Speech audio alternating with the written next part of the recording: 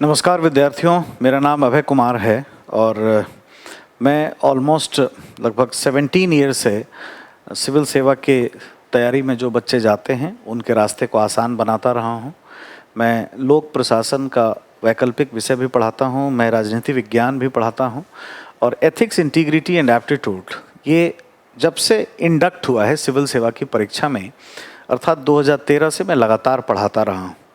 और ये बात कहने में मुझे बड़ा आनंद है कि ऑलमोस्ट जितने विद्यार्थी हैं जो इस परीक्षा में सफल हुए हैं, हिंदी माध्यम से मैं पढ़ाता रहा हूँ।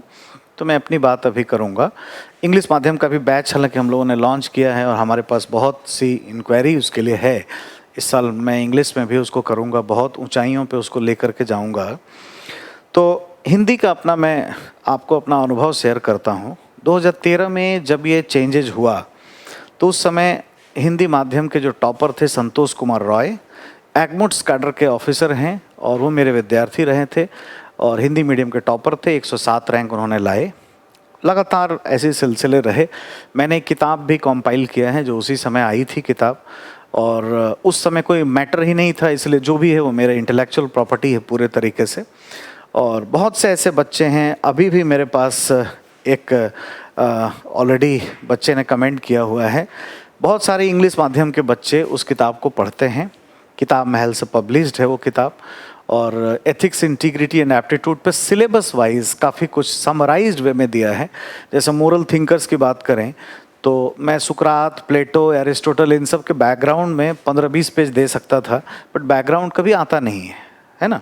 कभी ऐसा नहीं होता है कि सुकरात की जीवनी बताएं और इतना नंबर पाएं। जो आता है वो हमने लिखा है। तो आप में से जो हमारी बुक को देखे होंगे, किताब महल से पब्लिश्ड है, वो आप खुद समझ पाएंगे। सिलेबस को एनालाइज करिए, उसमें बहुत सारे क्वेश्चंस हमने दिए हैं।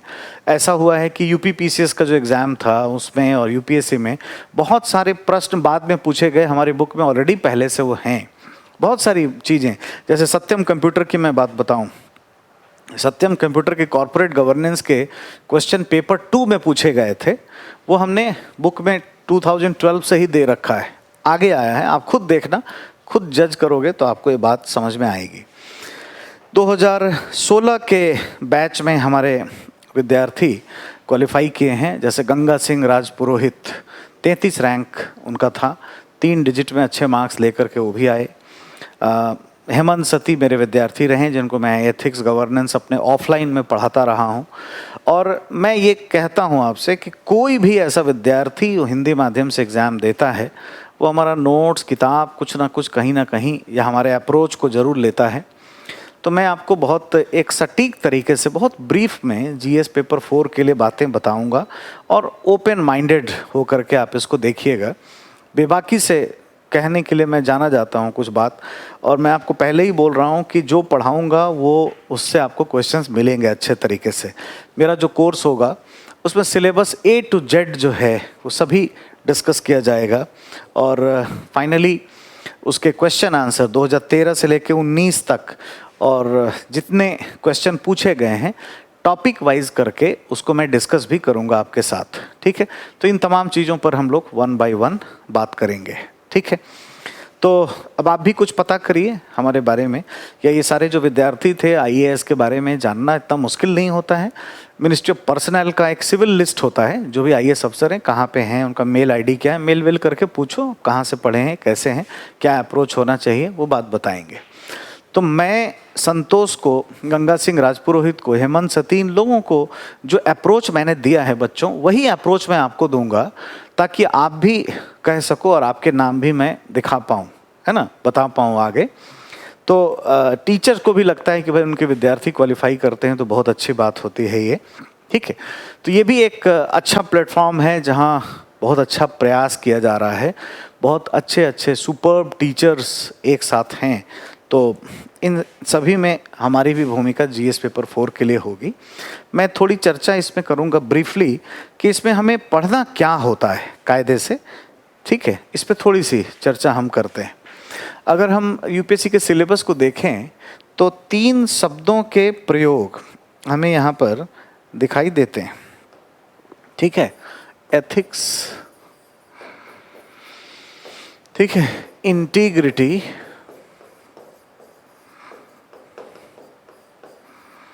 And aptitude. ठीक है, 3 शब्द हमारे सिलेबस में हैं। ठीक है, एथिक्स, नैतिकता, कई बार नीति शास्त्र भी यूज किया जाता है। क्यों है, क्या है, समझेंगे।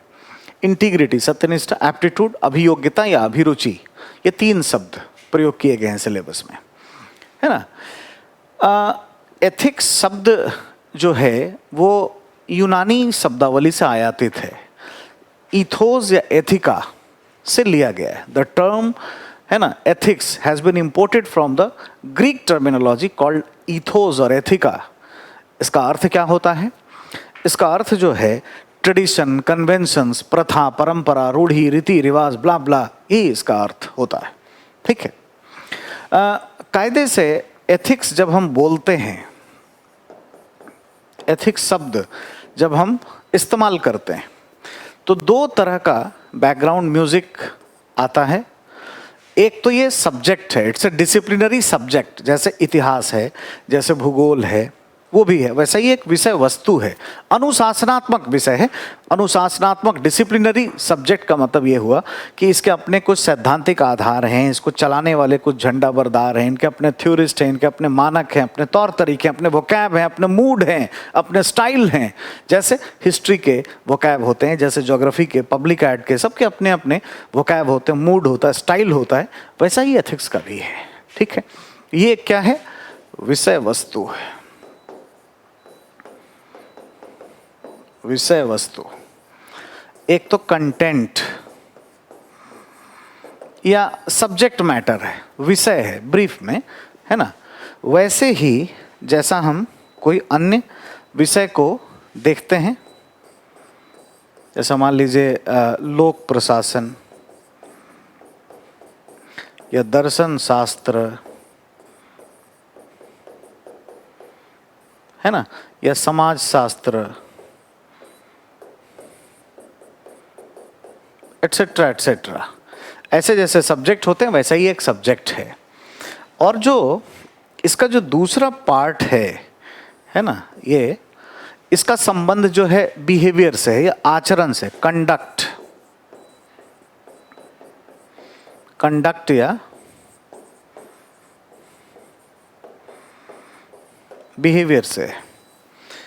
तो जो 2 शब्द हम हिंदी में प्रयोग करते हैं, जैसे आप देखोगे कहीं भी नीति शास्त्र लिखा है, कहीं नैतिकता लिखा हुआ है, तो उसका अपना अलग अलग अर्थ है। नीति शास्त्र शब्द का प्रयोग इसके लिए करना चाहिए, है ना, नीति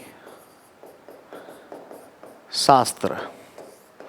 ठीक है, एक डिसिप्लिनरी सब्जेक्ट के रूप में, है ना, जब हम यूज करें इसको, एक अध्ययन के विषय वस्तु के रूप में यूज करें तो इसे हम नीति शास्त्र कहते हैं। और जब व्यवहार या आचरण के बारे में हम बात करें तो इसका हिंदी हमें क्या कहना चाहिए? नैतिकता। ठीक है, ये 2 शब्द की क्लैरिटी पहले करना है, इस झगड़े से बाहर आ जाना है। अब सिविल सेवा की जो परीक्षा है, इसमें क्या वाला पार्ट रखा गया है, कौन सा महत्वपूर्ण है, क्या ये जैसा सब्जेक्ट है वैसा ही नहीं है?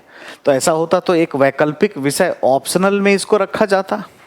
सामान्य अध्ययन में क्यों रखा गया है? विशेष अध्ययन में रखते, वैकल्पिक विषय के रूप में रख लेते इसको। और बहुत सारे झगड़े हैं, बहुत सारे हमारे मित्रगण भी हैं जो दूसरे विषयों से संबंधित रहे हैं, वैकल्पिक विषय के। कई लोग इसको ऐसा सोचते हैं कि ये लोक प्रशासन से ही जुड़ा हुआ है। जैसे मैं लोक प्रशासन पढ़ाता हूँ तो मेरे पे भी आरोप लगते होंगे कि मैं लोक प्रशासन से प्रभावित होकर पढ़ाता हूँ, ऐसा है। कुछ हमारे मित्र फिलॉसफी के बैकग्राउंड के हैं, ठीक है, वो ऐसा उन पे भी आरोप लगते होंगे, है ना। मैं आरोप नहीं लगा रहा हूँ, लगते होंगे, सबके ऐसे होंगे कि भाई ये फिलोसॉफिकल अप्रोच से पढ़ाते हैं। या कुछ हमारे मित्र ऐसे हैं जो समाजशास्त्र के हैं, उन पे भी ऐसे, जो चूँकि बुद्धिजीवी वर्ग में एक अपना कंपटीशन भी होता है, आप सबसे वाकिफ़ हो, आप जानते हो, तो उन पे भी ऐसे आरोप लगते होंगे कि ये सोशोलॉजिकल पॉइंट ऑफ व्यू से देखते हैं, चूंकि ह्यूमन वैल्यूज वगैरह के उसमें कुछ सब्जेक्ट हैं, टॉपिक हैं, इस झगड़े में ना पड़ो, है ना। जिसको कहते हैं ना स्थित प्रज्ञ हो जाओ यार, स्थित प्रज्ञ। गीता में जो स्थित प्रज्ञ कहा गया ना, समत्व की अवधारणा पर चलो, आत्म समत्व, वस्तुगत समत्व की अवधारणा पर चलो, अच्छे बुरे मित्र से समभाव, सुख दुख में समभाव, every action in action and every in action, ठीक है। सक्रियता में निष्क्रियता, निष्क्रियता में सक्रियता की भावना लेकर के चलोगे। स्थित प्रज्ञ किसको कहा जाता है? इसकी बुद्धि स्थिर हो, किसी के कहने में ना पड़ो कि मैं कह दूं कि लोक प्रशासन है तो सोच लिया लोक प्रशासन, किसी ने कहा फिलॉसफी है तो फिलॉसफी समझ लिया। Don't go for that. अपनी बुद्धि का प्रयोग करिए, दो आंखें आपकी हैं, इस्तेमाल करिए। एक से सिलेबस को देखिए और दूसरे से क्वेश्चन बैंक को देखिए, ठीक है। और मैं तो आपको ऑन रिकॉर्ड बता दूंगा, है ना, अभी आपको एक एक करके बताऊंगा, आप चिंता मत करो। तो एथिक्स ऐसा है, हमने साबित किया है इस एरिया में। हिंदी मीडियम में भी 169 मार्क्स तक हमारे स्टूडेंट्स को आए हुए हैं, 130 के तो लाइनें लगा रखे हैं हमने। और इस मामले में हमने पूरे तरीके से, मतलब मैं आपको पूरे ग्रेविटी के साथ कहता हूँ, 56 इंच के सीने के साथ, कि आप आसानी से इस एरिया में बहुत बढ़िया करोगे, ठीक है। और इस बात का बहुत आनंद है मुझे किसी से सर्टिफिकेट लेने की ज़रूरत इसमें नहीं पड़ती। अभी भी बहुत सारे स्टूडेंट्स हैं जो यूपीपीसीएस में क्वालिफाई हुए हैं पिछले बार, लगातार इसमें देखने को मिलता है। ये विवाद में मत जाइए, ठीक है। जैसे ये सब्जेक्ट होता है ना, ऐसा ही एथिक्स भी एक सब्जेक्ट है बॉस, नीति शास्त्र भी है। जैसे सुकरात का टाइम अगर देखोगे यूनान में, तो 470 बीसी से लेकर के और 399 बीसी तक वो रहा। तो उस समय क्या राजनीति विज्ञान था क्या, या दर्शन था? सब तो नीति शास्त्र के, एथिक्स के ही ये फिलोसफर थे ना, थिंकर्स थे, या विचारक थे, व्यक्ति थे जो, या प्रचारक थे, प्रीचर थे, है ना, एथिक्स के ही तो थे। उस समय जो सोच था, जो परसेप्शन था, लोग परसेप्शन को ही ज्ञान मानते थे, उसका उन्होंने विरोध किया। धीरे धीरे उनके स्टूडेंट प्लेटो, फिर अगर आप पॉलिटिकल साइंस पढ़ोगे तो प्लेटो से हम लोग पढ़ना शुरू करते हैं, लेकिन बिना सुकरात के बैकग्राउंड के पढ़ नहीं सकते। एरिस्टोटल से ठीक तरीके से पॉलिटिकल साइंस का अप्रोच डेवलप शुरू होना हो जाता है, ठीक है। तो स्टेट थ्योरीज वगैरह पे इन सब की भूमिकाएं देखने को मिलती हैं। तो आप ये जानिए कि जैसा और विषय है, पहले इस झगड़े से मैं आपको निकाल दूं, मुक्त कर दूं, बुद्धि स्थिर कर लो अपनी। जब भी कोई कहे ना कि लोक प्रशासन है तो हाँ ठीक है, दर्शन शास्त्र हाँ जी ये भी ठीक है, समत्व की भावना लेकर के चलो। और सोचो क्या, ये भी एक, जैसे ये सब्जेक्ट है ऐसा ही एक सब्जेक्ट है, इसमें भी कुछ थ्योरेटिकल पार्ट पढ़ने हैं, कुछ इसके चिंतक हैं, कुछ तौर तरीके हैं, है ना, तब आप इस झगड़े से मुक्त हो जाओगे। सिविल सेवा में पढ़ना है ना आपको, एथिक्स कहाँ पढ़ना है? सिविल सेवा में। सिलेबस उठाओगे तो कोई भी चीज सिविल सेवा के कॉन्टेक्स्ट में पूछ रहा होगा, और सबसे बड़ी भूमिका इसी की है। अब ये अलग बात है कि मैं लोक प्रशासन पढ़ाता हूँ इसलिए मैं बोलूँगा, ऐसी बात नहीं है। मैं आपको सिलेबस दिखा रहा हूँ।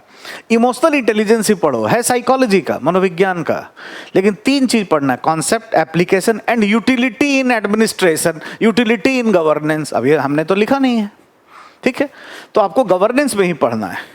और अगर आप क्वेश्चन देखोगे, कोई मुश्किल नहीं है, मैं आपको कराऊंगा भी, तो आप देखोगे सबसे ज्यादा प्रश्न इसी 3 एरिया से आते हैं जो सिविल सेवा के कॉन्टेक्स्ट में दिए गए हैं। प्रोबिटी इन गवर्नेंस, उसके बाद aptitude and foundational values of civil services, और तीसरा public service values and ethics in public administration. ये 3 यूनिट है, इसी से सबसे ज्यादा सवाल पूछे जाते हैं, ठीक है। तो हमें जो पढ़ना है एथिक्स, वो सिविल सेवा के कॉन्टेक्स्ट में पढ़ना है। तो ये व्यवहार और आचरण वाला पक्ष जो है ना, ये ज़्यादा डोमिनेंट है, ये ज़्यादा महत्वपूर्ण है, ये ध्यान रखना चाहिए। कैसे हम सिविल सर्वेंट को बेहतर बनाएं, निबंध भी आता है, how should a civil servant conduct himself. एक सिविल सेवक को अपना आचरण कैसे करना चाहिए, तो integrity, objectivity, impartiality, non partisanship, blah blah, ऐसी बातें हम लोग करते हैं, यहाँ पर देखते हैं, ठीक है। तो हमें इस पर ज़्यादा फोकस करना है, ठीक है। जितना आप स्टार लगा सकते हो, जितने मार्क्स लगा सकते हो, मैं बोल रहा हूँ मोस्ट इम्पॉर्टेंट एरिया जो है हमारा कंडक्ट या बिहेवियर वाला पार्ट है। अब समझते हैं कि क्यों ये है, क्यों ऐसा है ना। देखिए, एक्चुअल में ब्रीफ में अगर जाएं संक्षेप में समय की सीमा को देखते हुए जाएं तो एथिक्स के ना 3 भाग आपको सिलेबस के मिल जाएंगे जो मैं दिखाऊंगा। एक तो इसके कुछ सैद्धांतिक पहलू होंगे, जैसे एथिक्स क्या होता है ना, किसी व्यक्ति के आचरण को सामाजिक मानकों से बनने वाले सिद्धांतों के आधार पर सही गलत ठहराना, ठीक है। फिक्सेशन ऑफ या establishment of rightness and wrongness in individual behaviour with the help of social norms और सोशल प्रिंसिपल्स कॉल्ड एथिक्स। तो आचरण से ही जरूरी है ना, लेकिन वो सामाजिक मानक से बनेगा, सामाजिक सिद्धांतों से बनेगा। व्यक्तिगत मानक या इंडिविजुअल व्यक्तिगत सिद्धांत के आधार पर ये नहीं होता है। दैट कीप इन माइंड, इसका ध्यान हमें रखना चाहिए। एथिक्स के 3 भाग होंगे। एक तो इसमें ना कुछ सैद्धांतिक पक्ष होगा, सैद्धांतिक पक्ष इसका होगा, ठीक है, या इसको दार्शनिक पक्ष कह लेते हैं। हमारे बहुत सारे मित्र इससे जुड़े हुए हैं। दार्शनिक पक्ष है ना, फिलोसॉफिकल पार्ट इसका एक है सिलेबस का। मैं पाठ्यक्रम की बात कर रहा हूं, ठीक। ये दूसरा भाग जो है मनोविज्ञान का है, साइकोलॉजी, मनोविज्ञान। ये साइकोलॉजी में हम लोग क्या पढ़ते हैं, ह्यूमन बिहेवियर, और बिना व्यवहार के या आचरण के नैतिकता का निर्धारण नहीं हो सकता है। जैसे मान लीजिए आपने किसी के बारे में सुना है कि वो बड़ा ईमानदार व्यक्ति है, बड़ा अच्छा है, बड़ा नैतिक है, बहुत बढ़िया है, आपने सुना है, आइडियल बातें हैं, लेकिन गए आप जब मिले तो आपको भाव ही नहीं दिया, आपसे बात ही नहीं किया और सिर्फ गड़बड़ बात किया, है ना, किसी का आलोचना कर दिया, किसी की ईर्ष्या में बात किया, ईगो ये सब लेकर के बात किया, है ना, ओवर इंथुजियाज्म से कुछ किया, तो आप क्या देखोगे, आप क्या बोलोगे, नहीं बेकार का बात, इसके बारे में जितना बात सुना था सब खराब है, बेकार है ये। यानी इंपॉर्टेंट चीज क्या है जी, आचरण, हम करते क्या है, या बिहेवियर। ह्यूमन एक्शन इंपॉर्टेंट है। हाँ, 3 चीज में डिफरेंस हमें जानना चाहिए, थिंकिंग, एक्टिंग एंड फीलिंग्स। ऐसा कोई हो सकता है जो आपके बारे में अच्छी फीलिंग्स रखता है, एहसास करेगा कुछ नहीं, ठीक है। कोई ऐसा हो सकता है जो अच्छा सोचता है, थिंकिंग अच्छा है, लेकिन कोई ऐसा है जो आपके लिए करेगा। इंपॉर्टेंट कौन है, जो आपके लिए कुछ करेगा। एक दिन बीमार पड़ जाओगे, लाइफ में कोई क्राइसिस आ जाएगा, कोई पैसे मांग दोगे तो अच्छे अच्छे दोस्त हिल जाएंगे आपके, उसी समय आपको पहचान होगी। तो हमें क्या है, एक इमोशनल मैनेजमेंट आना चाहिए, हमें इमोशनली इंटेलिजेंट होना चाहिए, भावनात्मक विभेदीकरण का हमें समझ होना चाहिए कि कौन है जो हमारे लिए करेगा। फीलिंग्स, थिंकिंग एंड एक्टिंग के बीच में डिफरेंसेस जानना जरूरी है। और जहां तक नैतिकता की बात है तो ह्यूमन एक्शन इंपॉर्टेंट है ना जी, ह्यूमन एक्शन, क्या हम करते हैं। हम अच्छा अच्छा बोल दिए, एहसास करवा दिए, इससे बात बनने वाली नहीं है। तीसरा पार्ट जो इसका होता है वो है प्रशासनिक पक्ष या सिविल सेवा का पक्ष। अब पूरा सिलेबस इसी में बटा हुआ है ना। मैंने पहले ही क्लियर कर दिया, मैं उस विवाद से बाहर आ चुका हूं कि मैं कौन सा वैकल्पिक विषय पढ़ाता हूं। देखो, मैं राजनीति विज्ञान भी पढ़ाता हूं, मैं लोक प्रशासन भी पढ़ाता हूं, और आपको मैं बता दूं ऐसा कोई वैकल्पिक विषय नहीं है जो मैं नहीं पढ़ा सकता हूं ह्यूमैनिटीज़ का, लेकिन मैं पढ़ाता नहीं हूं, है ना। ये मैं कोई एग्जैगरेट करके नहीं बोल रहा हूं, ठीक है। ह्यूमैनिटीज़ के कोई भी पेपर, जीएस का कोई भी पेपर मैं पढ़ा सकता हूँ। अगर आप नेचुरल साइंस की बात करेंगे, फिजिक्स, केमिस्ट्री, ये सब हमें नहीं आता। मैथमेटिक्स हमारा बैकग्राउंड था, मैथमेटिक्स से मैं ऑनर्स हूँ। आज मुझे कुछ भी नहीं आता है मैथमेटिक्स, ठीक है। अगर 2 + 2 भी करना होगा तो मैं तुरंत कैलकुलेटर मोबाइल निकाल के जोड़ता हूँ, 2 + 2 = 4। मैथमेटिक्स बड़ा गड़बड़ है, हालांकि मेरा ऑनर्स है वो, ठीक है। अब लंबा समय हुआ, 20-22 साल से जुड़ाव ऐसे ही चीज़ों से रहा, तो सब कुछ बदल चुका है। ब्लड स्ट्रीम में पॉलिटी, कॉन्स्टिट्यूशन, गवर्नेंस, यही सब घूमता रहता है, ठीक है। सिलेबस जो है इसमें अगर देखोगे आप तो कुल मिलाकर 8 यूनिट है, इंक्लूडिंग केस स्टडी। 8 यूनिट्स हमारे पास हैं। ये जो दार्शनिक और फिलोसॉफिकल पक्ष है, इसमें 2 टॉपिक हमें मिलेंगे, है ना। मैं ब्रीफ में यहाँ पे उसका नाम लिखूंगा। एक है एथिक्स एंड ह्यूमन इंटरफेस, ठीक है, नीति शास्त्र एवं मानवीय सहसंबंध, और दूसरा जो होगा वो थिंकर वाला पार्ट होगा, थिंकर्स, ठीक है, ठीक है। Moral thinkers of India and world, Bharat और विश्व के जो चिंतक हैं, ये 2 भाग जिनसे हम कुछ सैद्धांतिक बात सीखेंगे। जहाँ तक ह्यूमन बिहेवियर, आचरण वाली बात है, साइकोलॉजी वाली बात है, तो 2 पक्ष इससे जुड़े हुए हैं, ठीक है। वो एक तो है इमोशनल इंटेलिजेंस, भावनात्मक प्रज्ञता, और दूसरा है एटीट्यूड, एटीट्यूड, अभिवृत्ति, ठीक है। जो पढ़कर हम मनुष्य के व्यवहार या आचरण के बारे में समझबूझ बना लेते हैं। एटीट्यूड की भी कुछ भूमिका है, इमोशनली इंटेलिजेंट होकर भी कुछ बात समझ में आती है, इसलिए डाला गया है। और तीसरा जो है प्रशासनिक पक्ष में 3 एरिया है जो हमें देखने को मिलता है। एक तो ये aptitude and foundational values of civil services, एक तो ये है अभियोग्यता एवं सिविल सेवा का बुनियादी मूल्य, है ना, सिविल सेवा का बुनियादी मूल्य, ठीक है, दर्शन शास्त्र का, समाज शास्त्र का नहीं। दूसरा public service values and ethics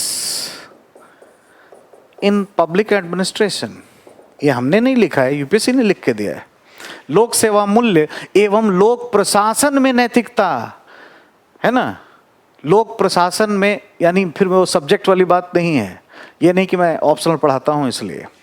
लोक प्रशासन भी बोलेंगे ना तो 2 बैकग्राउंड म्यूजिक आएगा। लोक प्रशासन एक सब्जेक्ट है और एक उसका व्यवहार है, प्रोफेशन है। आईएएस आईपीएस क्या करते हैं, तो यहाँ पे वो पढ़ना है, व्यवहारिक पक्ष पढ़ना है, ठीक है।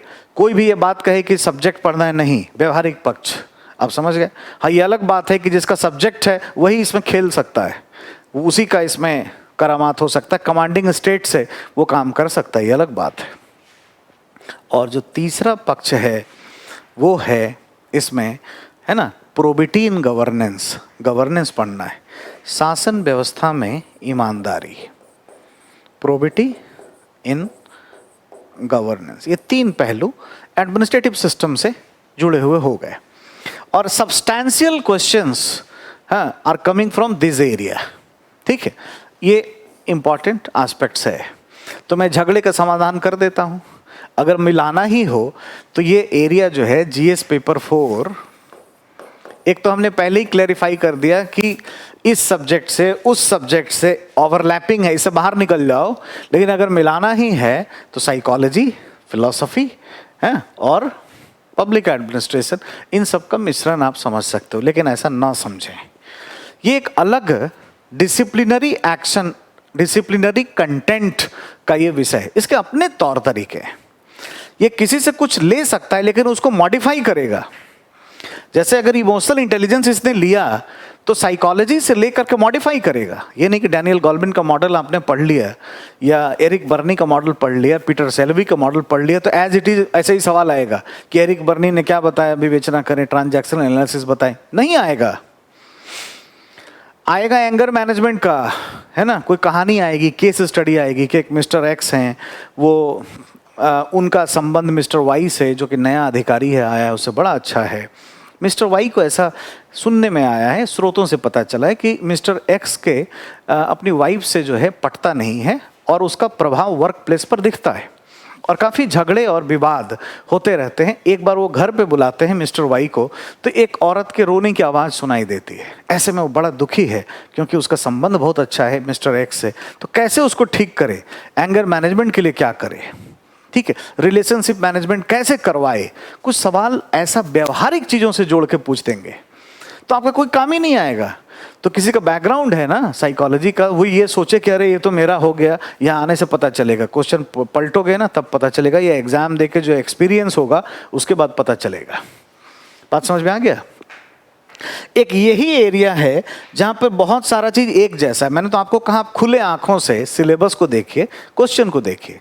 जैसे पब्लिक एडमिनिस्ट्रेशन में सूचना का अधिकार, तो यहाँ भी सूचना का अधिकार, सिटीजन चार्टर तो यहाँ भी सिटीजन चार्टर, ई गवर्नेंस तो यहाँ भी ई गवर्नेंस, आपको ऐसे ही सीधे मिले। कोड ऑफ कंडक्ट वहाँ तो कोड ऑफ कंडक्ट यहाँ, ऐसा मिल जाएगा। लेकिन वहाँ पर भी हम लोग व्यवहारिक पहलू पर ज़्यादा काम करेंगे और देखेंगे। तो इस तरीके से आप देखिए कितने यूनिट हो गए, 1 2 3 4 5 6 और 7, और 8वां क्या हुआ, केस स्टडी। अब ध्यान रखिएगा, यही आपका सिलेबस है। जरा वापस आ जाएं, सिलेबस आपको एक बार दिखाएं। ये जो आपको यहाँ दिख रहा है ethics and human interface, human values, इसी में है। ये पहला यूनिट है जो थ्योरेटिकल पॉइंट ऑफ व्यू से हम देखेंगे, इसमें बात करेंगे, ठीक है। इसमें हमें नैतिकता क्या है, उसकी संकल्पना क्या है, उसका सार तत्व क्या है, उसका आयाम क्या है, उसके डिटर्मिनेंट्स क्या हैं, उसका निर्धारक कौन है, और मोरल थिंकर्स को कनेक्ट करके पढ़ना है। क्योंकि यहाँ पे क्या है, lessons from lifes, teaching of great leaders, reformers, administrators, ये भी इसमें पढ़ना है, ठीक है। और जैसे मोरल थिंकर्स वाला पार्ट है, ये आप देखेंगे, contribution of the moral thinkers of and philosophers of India and world, ये पार्ट, सुकरात, प्लेटो। अब जैसे ये भी बड़ा समझने का जरूरी है, क्योंकि ये कहा गया कि भारत के दुनिया के देशों के साथ, भारत और दुनिया के नैतिक चिंतक, तो दुनिया में कितने देश होंगे, 200-250 हैं। तो पढ़ते पढ़ते हम लोग बूढ़े हो जाएंगे? नहीं, लिमिटेड है।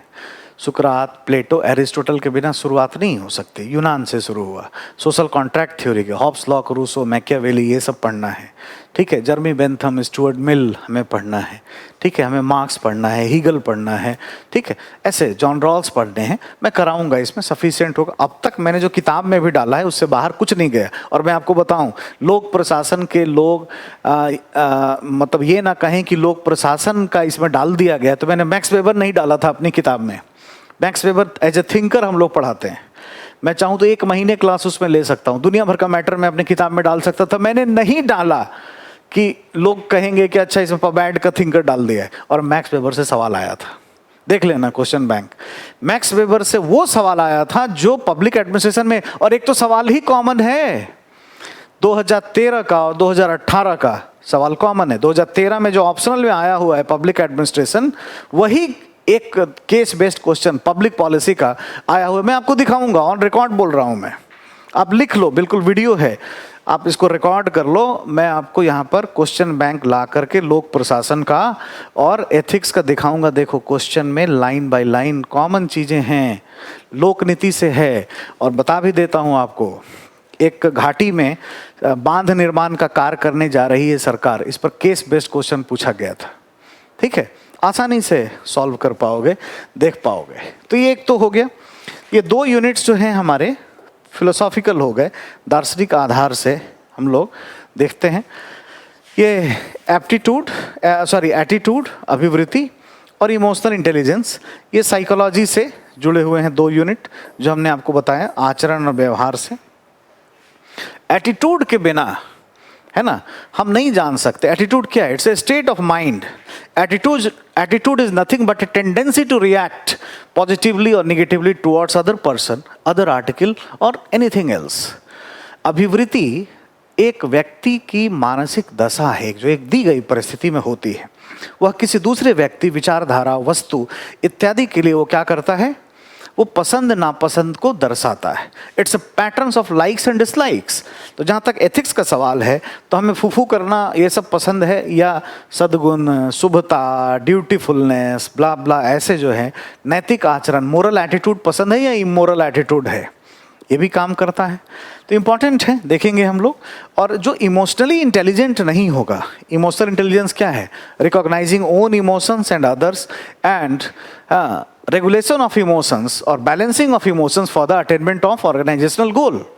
लक्ष्य प्राप्ति के लिए अपनी भावना को समझना और अपने समूह की भावनाओं को समझते हुए भावनाओं का संतुलन, विनियमन स्थापित करना, ये बहुत जरूरी है नैतिकता के लिए। मैं बताऊं कि एक ही भावना, क्रोध, एंगर, एक ही अगर हम कंट्रोल कर लें तो रेप, मर्डर, डोमेस्टिक वायलेंस, बहुत सारे unethical human practices, human actions बहुत सारे कम हो जाएंगे समाज से, और बहुत सारी मुश्किलें दूर हो जाएंगी। अगर हम निगेटिव इमोशंस, ईर्ष्या है ना, उसको कम कर लें, ईगो उसको कम कर लें, एंगर उसको हम बैलेंस कर लें, तो हम बहुत अच्छा कर सकते हैं, हमारा फोकस बहुत अच्छा रह सकता है। तो इसके लिए थोड़ा फिलॉसफी भी चाहिए, स्थित प्रज्ञ भी बनना पड़ेगा, थोड़ा सा दर्शन भी, थोड़ा हमारा समझ बूझ भी ठीक होना चाहिए, और थोड़ा सा ये भी होना चाहिए। तो बड़ा आपको आनंद आएगा ये सब, और आपके जीवन में भी बदलाव आएगा। ये पढ़ते पढ़ते आपका लाइफ भी काफ़ी कुछ चेंज करेगा। ये जो हमने बताया एप्टीट्यूड एंड फाउंडेशनल वैल्यूज, इसमें क्या है? सत्यनिष्ठा, निष्पक्षता, संवेदना, भेदभावहीनता, गैर राजनीतिक तरफदारी इत्यादि ऐसी चीजें मूल्यों से संबंधित पढ़नी है। मूल्य क्या होते हैं? मूल्य क्या है? सामाजिक आकांक्षाओं के अनुरूप किसी व्यक्ति में आचरण या व्यवहार का प्रतिरूप। ठीक है, ये क्या कहलाता है? मूल्य कहलाता है। मूल्य का संबंध मोरालिटी से, एथिक्स और मोरालिटी में अंतर है। बहुत पढ़ने पढ़ाने वाले लोग भी गलत तरीके से उसको एनालाइज करते हैं। मैं आपको बताऊंगा, आगे बात करूंगा इस पर। ठीक है, मैंने किताब में भी लिख दिया है, पहले ही लाइन में, बीच में लाइन खींच कर लिखा हुआ है, एथिक्स क्या है, मोरालिटी क्या है। पढ़ोगे तो जान जाओगे, और क्या मिस्टेक हो रही है इसको भी देख पाओगे।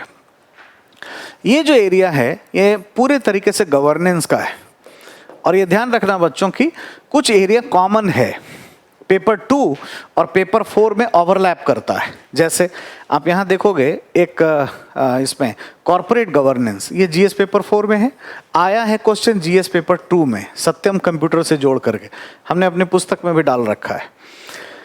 प्रोबेटी इन गवर्नेंस में बहुत सारी चीजें, जैसे सूचना का अधिकार, सिटीजन चार्टर, ये सब पढ़ना है ना, चार्टर, ये सब सेकेंड पेपर में आ चुका है, बहुत सी चीजें। तो पेपर 2 और पेपर 4 में काफ़ी चीज़ें कॉमन है। अब जैसे प्रोबेटी इन गवर्नेंस तो हो ही नहीं सकता ना बिना गवर्नेंस पढ़े हुए, और ये भी ध्यान है कि सिलेबस थोड़ा इंग्लिश में ही याद रखना है। तो हिंदी में थोड़ा सा कई बार मिस्टेक हो जाता है यूपीएससी से। जैसे इंटीग्रिटी का हिंदी होता है सत्यनिष्ठा, एग्जाम में ईमानदारी भी लिखा हुआ मिलेगा। प्रोबेटी का हिंदी कई बार सत्यनिष्ठा लिखा हुआ मिलता है। प्रोबेटी का मतलब ईमानदारी होता ही नहीं है, जबकि यूपीएससी ने इसको दे रखा है क्या है, अगर आप देखोगे सिलेबस में, शासन व्यवस्था में ईमानदारी, नॉट ट्रू, सही नहीं है।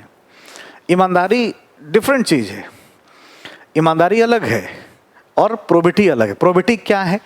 Probity is nothing but a trust and confidence of the customer towards the service provider. सेवा प्रदाता के प्रति जो नागरिक हैं या कस्टमर है, ग्राहक है, उसका विश्वास जो है वो प्रोबेटी है। जैसे मैं आपको अभी एक चीज बता रहा हूं, मैं आपको ट्रांसपेरेंट तरीके से हर बात बोल रहा हूं। तो आप किसी होटल में जाते हो, कहीं बैठते हो, देखते हो कि बिल्कुल शीशा लगा हुआ, जैसे आप जाओगे दाल बुखारा खाने के लिए, बुखारा रेस्टोरेंट मौर्य शेरेटन का बड़ा फेमस है ना, प्रेसिडेंट, अमेरिकन प्रेसिडेंट भी आते हैं तो वहाँ जाते हैं। तो वहाँ जाके अगर देखोगे तो शीशा लगा हुआ है और खाना बना रहा है कोई, तो देख के क्या होता है, आपका ट्रस्ट बढ़ता है कि बड़ा अच्छे से हाइजीन है, अच्छे से बना रहा है। ये नहीं कि ऐसे ऐसे पसीने मार करके कुछ कुछ बनाया लेके आ गया आपके पास, दिख रहा है, सामने दिख रहा है। तो कुछ हम ऐसा करें जिससे हमारे कस्टमर को लगे कि नहीं जी ये सही बोल रहा है, तो इसके सिलेबस ही याद रहे। जैसे अगर सूचना का अधिकार दे दोगे तो विश्वास होगा कि नहीं ठीक कर रहा है, तभी तो सूचना का अधिकार दिया। एक अच्छा वर्क कल्चर रखोगे तो हो जाएगा।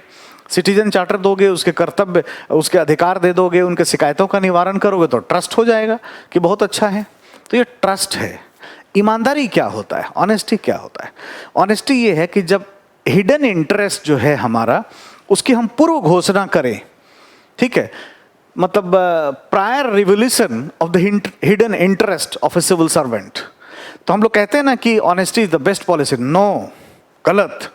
Honesty is the only policy. एक और एक मात्र नीति है ईमानदारी, और जो भी हमारा हित है उसकी घोषणा पहले ही कर देनी चाहिए।